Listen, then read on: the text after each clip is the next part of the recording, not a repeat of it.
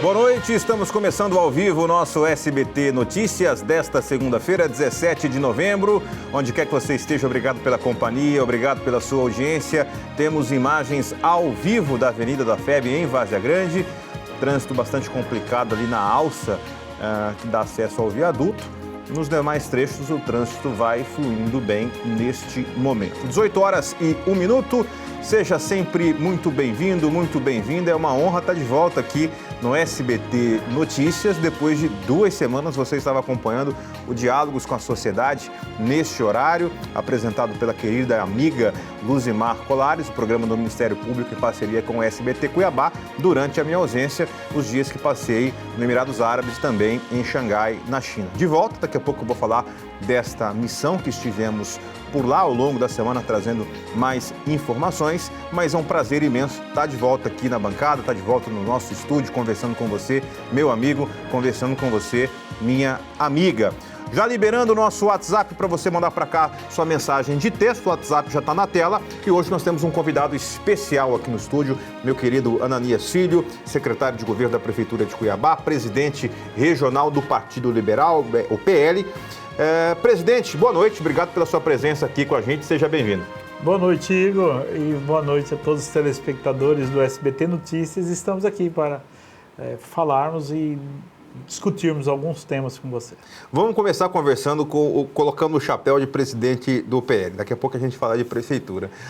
Desde do seu retorno de Brasília, no mês passado, e numa entrevista que você deu ao colega Antero Paes de Barros, gerou uma confusão danada no ambiente político aqui de Cuiabá, do estado de Mato Grosso, daquela reunião que você relatou na entrevista que teve com o Valdemar, onde o Valdemar teria expressado o desejo do ex-presidente Bolsonaro de apoiar o vice-governador Otaviano Pivetta. De lá para cá, nós conversamos com o senador Wellington Fagundes na sequência.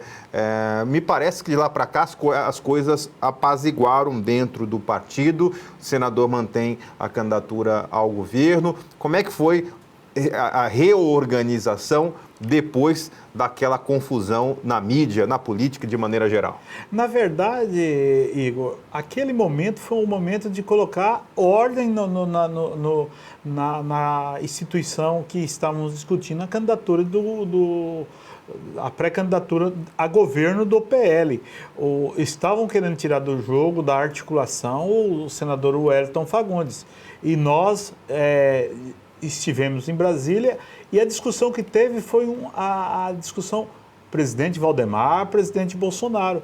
E ela foi externada por alguém e mostrou que, tirando praticamente o PL do senador Wellington Fagundes, articular sua candidatura.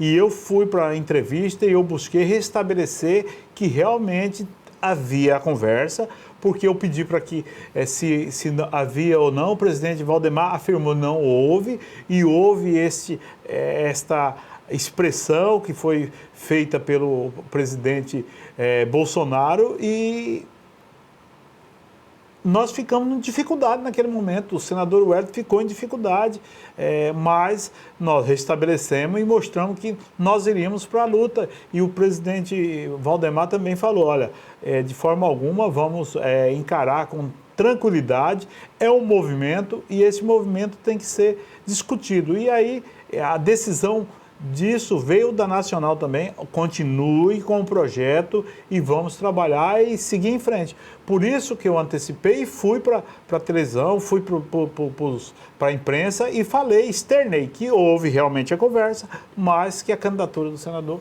estavam colocadas dentro do partido e não teria recuo. Inevitável que isso já aconteceu em alguns estados, quem acompanha a política como eu acompanho, teve casos que o presidente Bolsonaro apoiou um outro candidato e o PL manteve a candidatura. Isso não seria novidade se acontecesse aqui, né? Aqui em Mato Grosso também já aconteceu isso. Também aqui já aconteceu, é evidente. Agora, a pergunta que fica do telespectador, do eleitor em geral, é o que levaria, ou o que levou, ou quem levou, então eu vou resumir em 2 perguntas. O que e quem, ou quens, Essa palavra não existe, mas nós vamos inventar aqui. Quem levou o ex-presidente Bolsonaro a ter uma simpatia pelo vice-governador Otaviano Pivetta? Porque até então está todo mundo no mesmo grupo. A eleição não começou, né? Existem negociações.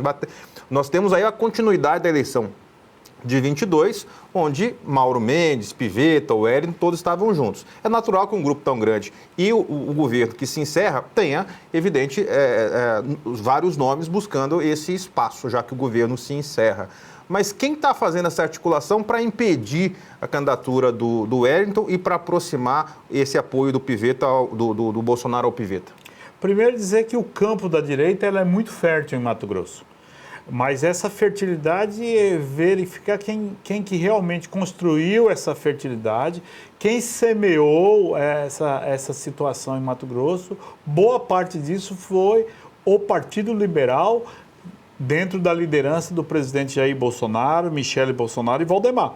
E nós aqui articulando com todos os nossos candidatos à época em 22, e nós logramos êxito de termos o melhor desempenho do estado de dos estados das 27 unidades da federação. Mato Grosso foi o melhor desempenho na eleição estadual. Nós fizemos 50% da bancada e nós fizemos a única vaga de senador.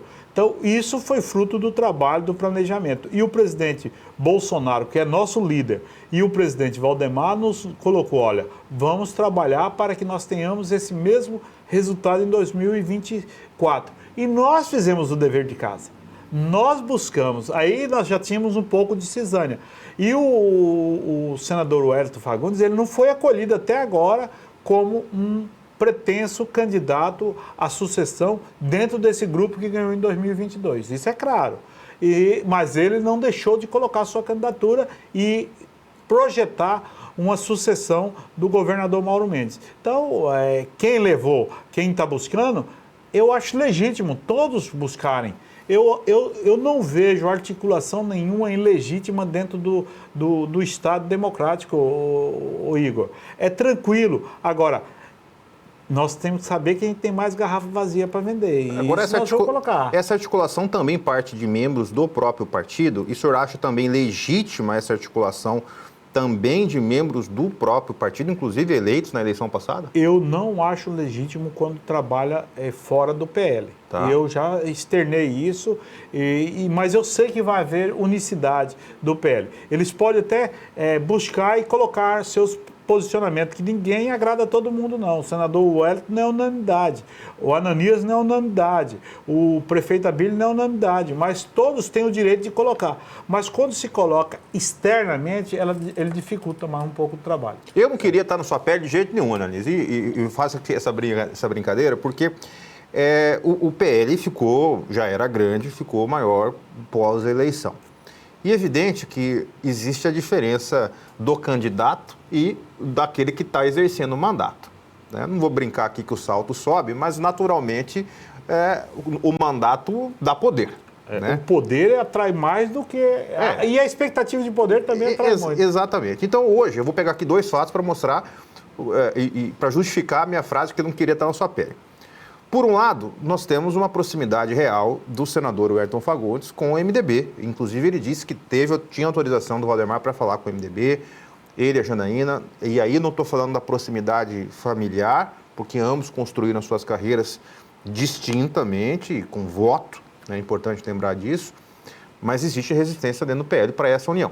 Existe. Por outro lado, agora, depois desse entreveiro do governador Mauro Mendes com o Eduardo Bolsonaro, dentro do PL também já tem resistência, inclusive do prefeito Abílio, que hoje falou sobre isso, de um possível apoio do PL, ou dele mesmo, ao Mauro, na condição de candidato ao Senado, desse distanciamento ideológico com o Eduardo, apesar de estarem próximo do ex-presidente Bolsonaro.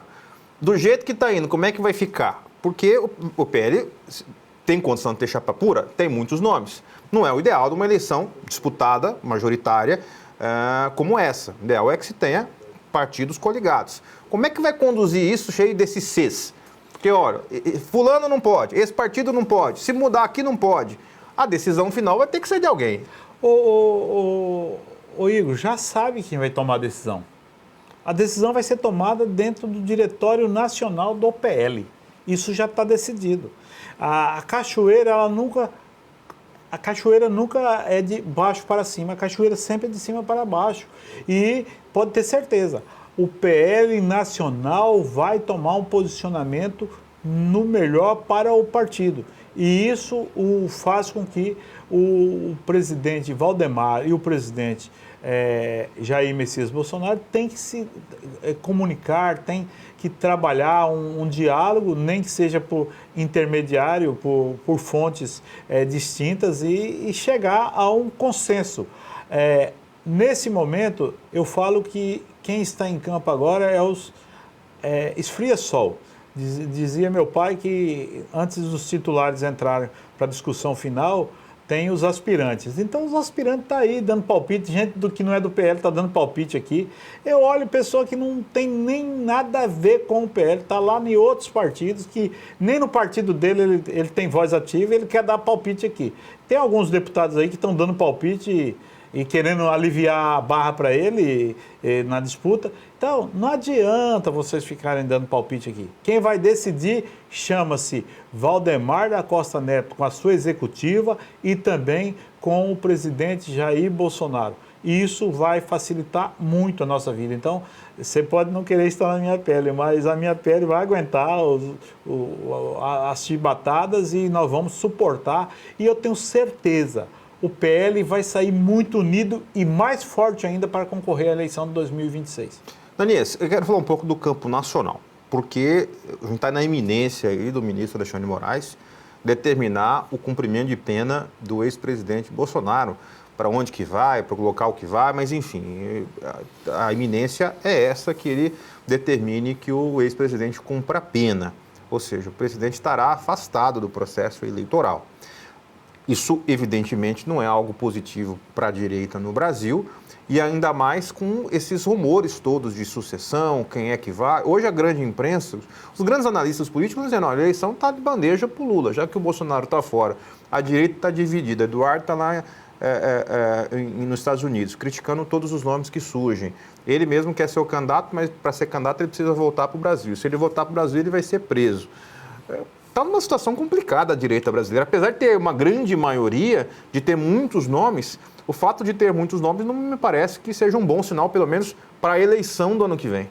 Não, eu creio que terá 2 ou 3 candidatos da direita, do campo da direita, e que todos vão trabalhar unidos no segundo turno.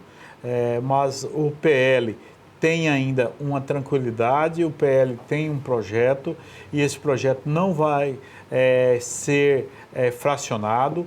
O PL está discutindo nomes fora. Primeiro, ainda continuamos com o presidente Bolsonaro à frente do projeto. Mesmo a falar assim, mas ele está condenado e ele está inelegível. Mas nós temos ainda 1 ano para trabalhar, menos de 1 ano, nós temos 6, 7 meses para trabalhar, mas nós estamos trabalhando projetos paralelos. Então, eu creio que a direita ela não vai ter de forma alguma a idiotice de dividir para que nós possamos facilitar a vida de quem está lá no Palácio do Planalto. Nós vamos dificultar e nós temos certeza. O projeto da direita é a união. E é difícil, porque nós trabalhamos com pessoas têm pretensões, têm egos, têm interesses, mas eu creio que ainda nós vamos superar todas essas expectativas de divisão e vamos fazer a unicidade da direita. Se a gente for pegar os fundadores do conceito do liberalismo, do conservadorismo, Ananias, um dos preceitos para quem se identifica e escolhe ser de direita, independente de ser bolsonarista ou não ao longo da história, antes do Bolsonaro ser político, é você não aceitar cabresto. O liberal, o nome já falei, ele é liberal, ele pensa daquela maneira, ele vai tomar a atitude que ele achar conveniente, sem estar preso a quem quer que seja. Evidente que aqui no Brasil existe a figura do Bolsonaro, que representou o ressurgimento da direita no Brasil lá em 2017 e até 2018, quando ele foi eleito. Como é que isso vai se dar? Porque vai ter um momento que alguém vai ter que decidir. Eu acho que ele mesmo vai ter que decidir. Olha, não tem chance de eu ser o candidato, ou eu deixo o Lula ganhar, e essa aí, acho que o pensamento vai ser esse, porque se ele não determinar, olha, E vai ter uma dificuldade aí que é ele expressar isso. Se ele não determina, meu candidato vai ser o Tarcísio, o Ratinho, o Eduardo, o Flávio, a Michele, o nome que seja, esse candidato vai ter dificuldade de encarar o Lula. Você acha que vai ter esse momento de decisão do próprio Bolsonaro? Haverá esse momento e eu tenho certeza que, mesmo com todas as dificuldades colocadas, ele vai se expressar e vai ter esse momento ímpar de falar, meu sucessor é fulano de tal. Caso ele escolha esse sucessor, necessariamente esse sucessor deve se filiar ao PL, porque eu já vi entrevistas do Valdemar dizendo isso. Olha, exatamente, o senhor está reproduzindo aqui a fala do Valdemar. Inclusive eu participei num evento com ele, no evento do LIDE lá no Rio de Janeiro, que o Valdemar presencialmente disse isso. Nossa prioridade é o Bolsonaro. Se não der certo o Bolsonaro vai escolher um candidato e esse candidato tem que vir para o PL. Isso é fato? É fato.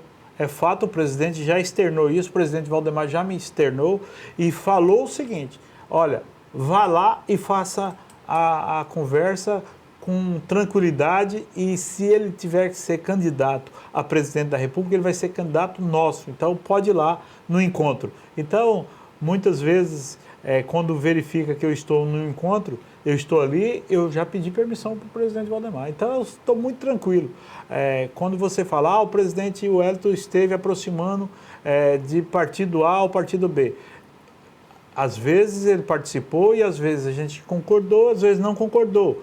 E nós achamos que o PL em Mato Grosso, ele precisa realmente ter uma capilaridade de ter pessoas e partidos do lado dele, mas não necessariamente que possa constranger quem está no partido. Então, nós fomos bem tranquilos nessa situação e o presidente, o nosso governador, pré-candidato a governador, o Wellington Fagundes, está muito tranquilo e está buscando cada vez mais ter essa empatia de uma candidatura sem ferir os interesses e as vontades, principalmente dos nossos prefeitos, como você disse. Que uma coisa é ser candidato, outra coisa é estar no poder. No poder ele tem muito mais ascendência e muito mais vontade de expressar e querer que a vontade dele seja colocada. Mas a vontade do partido vai ser em primeiro plano. Agora uma outra questão, já que o senhor citou os prefeitos, e o senhor está hoje na aniversação do prefeito Abílio, como é que o PL chega em termos de avaliação dos mandatos dos prefeitos que elegeu? Porque uma coisa elegeu bem. Termina agora o primeiro ano, só que a gente sabe que no segundo ano, até a eleição, dependendo das circunstâncias dos municípios, e cada município tem a sua realidade, a temperatura do eleitor, ela muda. E ele começa a olhar. Né? Opa, será que está cumprindo o que prometeu? Será que está entregando? Evidente que o senhor está monitorando aqui Cuiabá, que o senhor faz parte da gestão, um cargo importante, mas também acredito que esteja monitorando e olhando os outros prefeitos, já que isso impacta diretamente na percepção que o eleitor tem no PL, no que se refere à execução, ao ser executivo. Como é que está a sua percepção hoje e a preocupação com relação às entregas já a partir do ano que vem, que é ano de eleição? Nós sabemos, e isso aí você colocou muito bem. Primeiramente tem a lua de mel. A lua de mel de qualquer gestor que chega ao poder não sendo reeleito, ele tem aí 6 meses, 7 meses com a população esperando que ele coloque a casa em ordem. Então, a partir do mês de dezembro, esse mês de novembro, nós já startamos para 3 institutos fazerem orçamentos de pesquisas e nós vamos estar analisando os nossos 7 principais gestores e nós vamos buscar tentar diagnosticar o início do planejamento nosso. Então, nós pedimos para todos os gestores, olha, cuide bem da parte fiscal de todas as prefeituras. Isso foi pedido para todos eles, para que tenha um equilíbrio das contas públicas, que sem o equilíbrio das contas públicas nós podemos naufragar um projeto de partido. Então, todos eles estão bem orientados nesse sentido, estão fazendo o dever de casa com muita dificuldade, as prefeituras estão com muitas dificuldades financeiras, mas nós não queremos colocar só como mimimi, como um choro. Nós queremos buscar que realmente tomem decisões. O Abílio, prefeito, tomou decisões, a Flávia tomou decisões e o Cláudio tomou decisões. Inclusive, hoje teve lá uma assembleia para fechamento da empresa pública que tinha lá. E aqui o Abílio está diagnosticando cada um das secretarias. A Flávia, assim mesmo sentido, Sérgio Manique, o Dorner, que é o nosso representante da maior cidade lá no interior do Mato Grosso, lá no norte, na região norte, e isso está buscando que realmente tenhamos uma avaliação. A partir desse recebimento do resultado dessa pesquisa, nós vamos diagnosticar os problemas e vamos buscar também mostrar para eles soluções. E aí nós vamos fazer o enfrentamento da onde nós temos dificuldade.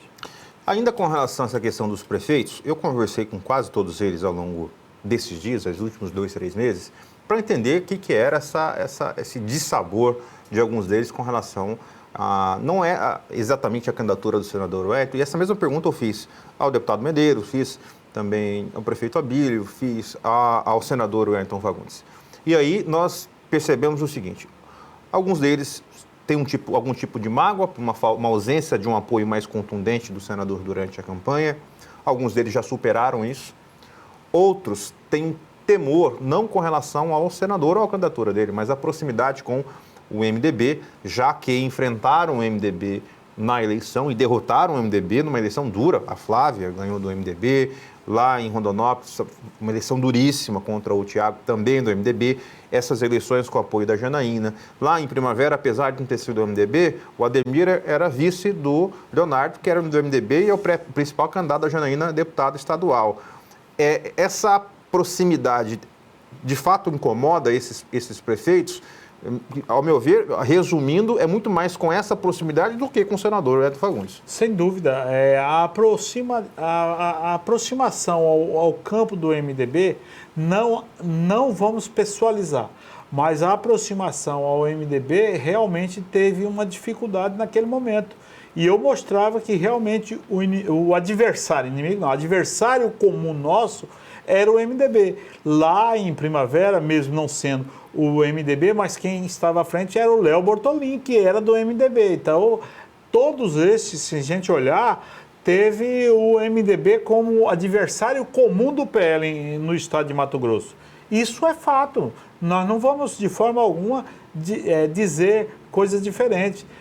O MDB foi o adversário comum de todos os prefeitáveis do PL naquele momento. E digamos, só tivemos unicidade assim clara em cidades grandes, em Sinop e em Sorriso, que não era candidatura nossa, mas que nós coligamos, mas mesmo assim o PL ficou dividido em Sorriso. Então nós queremos dizer a você, nós também não tínhamos nenhuma clareza de aproximação com o MDB, e nós citávamos isso em reuniões internas, não é o momento de discutir isso. Então, essa indisposição foi potencializada, principalmente para quem tinha interesse na cisânia do PL. Isso foi claro. Quando se faz um movimento de aproximação, há um contra-repique do outro lado, mostrando que realmente aquele lado é o que nós estávamos combatendo naquele instante. Ora, agora querendo ser parceiro. Mesmo que a nível nacional já tinha essa aproximação. E mostramos que estava equivocado e foi recuado. Aquele recuo foi estratégico. E o senador Wellington entendeu, e o senador Wellington fez o dever de ir atrás e colocar que a candidatura dele não tinha a ver com a aproximação e a determinação de que iria fechar já espaço com o MDB. E isso foi muito bom, porque todos os prefeitos também entenderam. Mas os prefeitos têm receio também de trabalhar uma candidatura contra quem está no poder central, no governo do estado de Mato Grosso também. Há uma necessidade de recursos em várias áreas, mas nós não vamos buscar isso somente por ficar na dependência de convênios. Nós vamos ficar na dependência de um projeto alternativo para o estado de Mato Grosso com o senador Wellington pré-candidato dentro do PL. Com relação às chapas estadual e federal, né? É evidente que o PL e os partidos, de uma maneira geral, têm uma prioridade na Câmara Federal e no Senado, até pelas discussões que a gente vê no Brasil de hoje. Como é que está a montagem das chapas, naturalmente a de deputado federal? Eu já conversei com alguns presidentes de partidos, eles estão dizendo o seguinte: olha, o PL não vai fazer de novo o que fez lá em 2022. O Ananias até mudou a feição dele aqui, porque agora todo mundo se organizou. A gente perdeu uma vez, tomou uma tarracada na primeira, na segunda o PSD se organizou, o PT, que teve a candidata mais votada, se organizou, o União Brasil se organizou. Como é que está aí? Eu estou com tanta tranquilidade que eu vou falar, anunciar de primeira mão aqui. Vamos lá. Nós vamos repetir o desempenho do que nós planejamos para 2024. O que nós planejamos para 2022? Nós planejamos, nós focamos e nós buscamos e nós conseguimos. E nós vamos ter o mesmo desempenho de 2022. E quem estiver analisando e souber da política, pode contar aí. O PL é o partido que vem mais forte para a candidatura de deputado federal, vem mais forte para uma vaga de Senado e vem mais forte ainda para a Assembleia Legislativa. Então, o planejamento está dentro do esperado e eu desafio qualquer outro partido para ter uma chapa tão forte e robusta igual o PL. Quem está achando que vai derrotar o PL do que nós fizemos, porque nós lutávamos na eleição passada, Igor, no final nós tínhamos certeza que nós conquistaríamos 3 vagas para deputado federal. E o Senhor do céu, Deus que iluminou e falou: não, esses meninos trabalharam certinho, vou dar mais uma vaga para eles. Uma vaga foi abençoada por Deus, pela fé da Coronel Fernanda, inclusive. E os pastores que a apoiavam. Então, essa 4ª vaga, nós não tínhamos planejado ela. Nós ganhamos ela pela metodologia que foi implementada pelo TRE. Mas 3 vagas nós trabalhamos para ela e nós vamos trabalhar novamente. E se você olhar, analisar os candidatos, pré-candidatos do PL, está correndo o mesmo tal qual corremos na eleição de 2022. Nós vamos fazer 3 vagas de deputado federal novamente.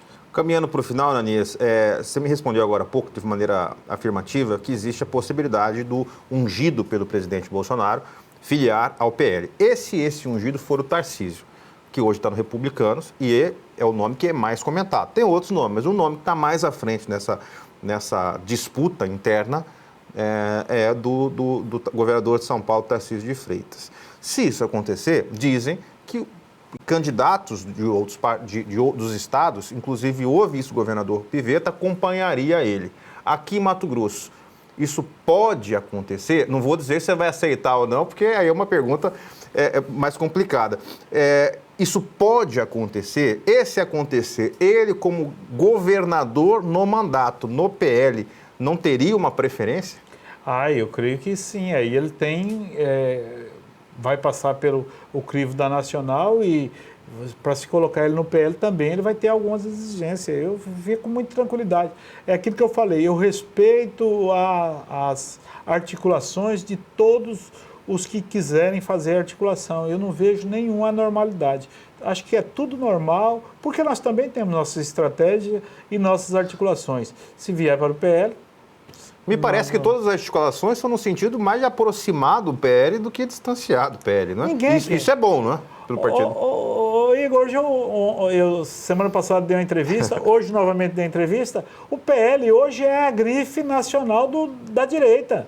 Ninguém tem uma grife tão bem respeitada a nível de direita do que o PL, porque o PL não tem um cargo no governo federal, o PL não foi pedir pinico para o governo federal, para o Lula, nós não aceitamos nenhum filiado de primeiro escalão, nem segundo escalão no governo Lula, então nós temos uma certeza. Quem está no PL está convicto que nós não vamos participar em nenhum momento desse governo que está aí aumentando impostos, diminuindo o combate à violência, que é o que mais pesa hoje em todo o brasileiro.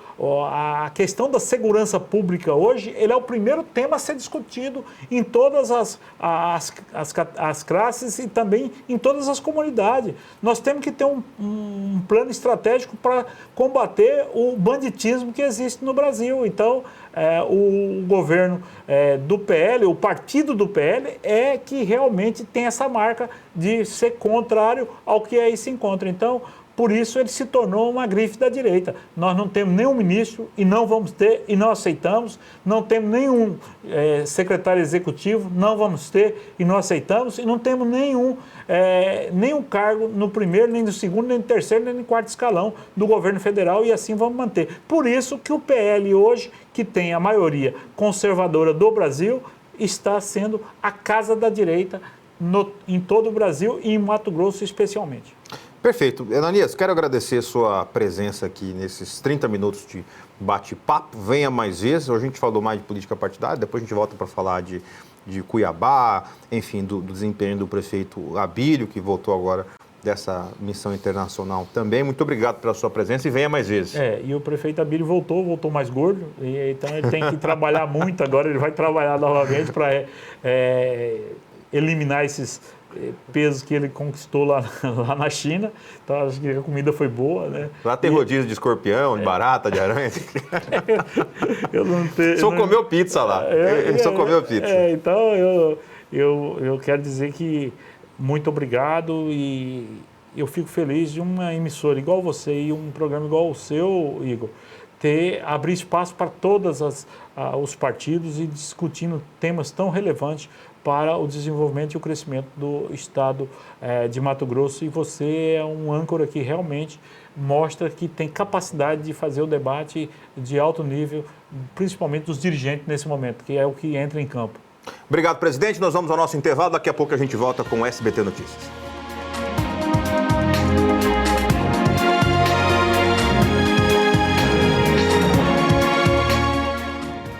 Agora 18 horas e 36 minutos, de volta com o nosso SBT Notícias.